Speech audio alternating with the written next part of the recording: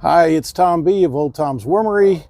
On Monday, as you recall, if you go to watch the long videos, I did the first harvest, which was knocking out the cardboard from the bottom so that the flow could start. And so all that stuff went back here in the top, and we'll take a look at it. I expect to find the worms all throughout this because naturally it's very healthy stuff. It was steeped in the microbes and not very finished. So that means it's a very active compost and makes plenty of microbes for the worms to hunt. So let's see if they're here just under the worm blanket.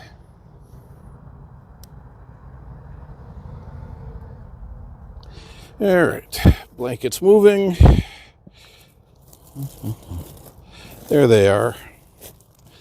So you can still see the pieces of cardboard. This is the strips that come out of the bottom. The portions that lean right on the rails apparently rot away, and it leaves me those strips. And here are my worms in the upper section. As you recall, when I did that harvest, I think there was 1 or 2 worms in the harvest, and so the worms have come up from below. Let's see if we can see them below here. It looks very even, very funny. I like it. Again, I wish the worms were crawling in here. We're not there yet.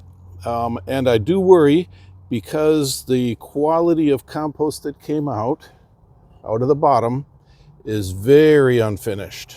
So while this would be really useful in your garden because it's very full of the microbiology that we're looking for, it's not the pretty, looks like crumbled cake, looks like coffee grounds that we aim for. It will probably be a while, maybe months before I get that, because what has to happen is I started really a very few worms at the beginning and fed aggressively. So that means a lot of this is going to the bottom just composting, not worm composting. So what needs to happen is my population of worms has to multiply until I've got a thick carpet of worms, and then it'll work its way down and I will get that wonderful cake crumb compost.